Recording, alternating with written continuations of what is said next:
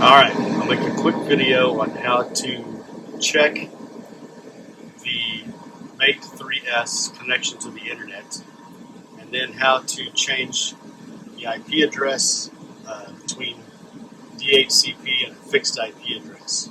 I like having a fixed IP address because then from my local computer I can log into the little web server that's built into this, and I know the IP address of that web server.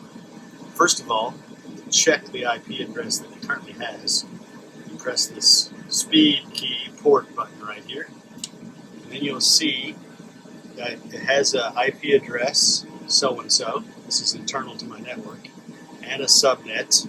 I have a large network here, so I have a subnet that's not 255, and then the gateway, which is the main router, and then the local router. Then the DNS 1 and 2 is actually set up for the main route. Optics RE is connected in this case. And then, of course, I have a MAC address. That's part of the web server built in, the Ethernet port. All right, I'm connected, so I can see that.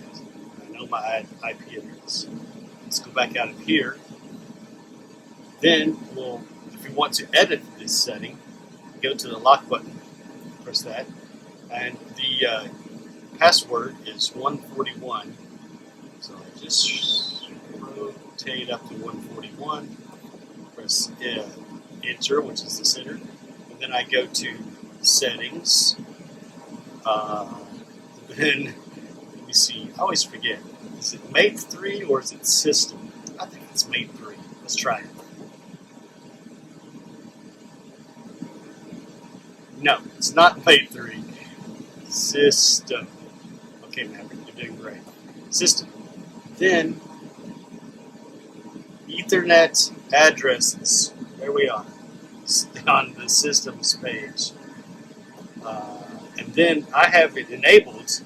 Now you think, Maverick, if you've got DHCP enabled, how did you get it to be a fixed IP address? Well, the trick is, on my router, I said on the router, if you find a device with this MAC address, trying to get an IP address, then you just give it this IP address, in my case, 125. Now, you can actually hit disable here and make this IP address what you want. I prefer doing it on the router, because then I can change it remotely, and that's up to you. But now, you can disable it and change it here, or you can enable it and let your router pick the IP address based on the MAC address this device is given. Alright, that's that. Now, Ethernet ports.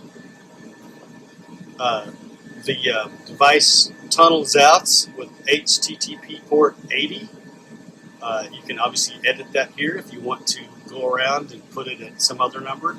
And then it's talking for sending data on port 23. These are traditional ports. You can see that you can edit that if you want to. I've never done it, but I think you can, so you can try it.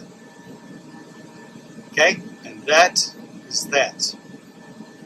If you set the IP address or you do the thing, you may have to reboot the MATE. Let me go over to the hub and show you the easiest way to do that. And I find that the best way, I have my hub where I can reach it, but I just unplugged the MATE cable for a few seconds, and I plug it back in. The hub provides the power, and now I have de-energized it. It will boot up and do its business. Then if I push the support button, okay, it says disabled. It's not. It will actually change to enabled, and then it will be connecting. Oh, look at that, connecting, and then it'll say connected. Oh, look at that, fine. Here we go. All right, that's that.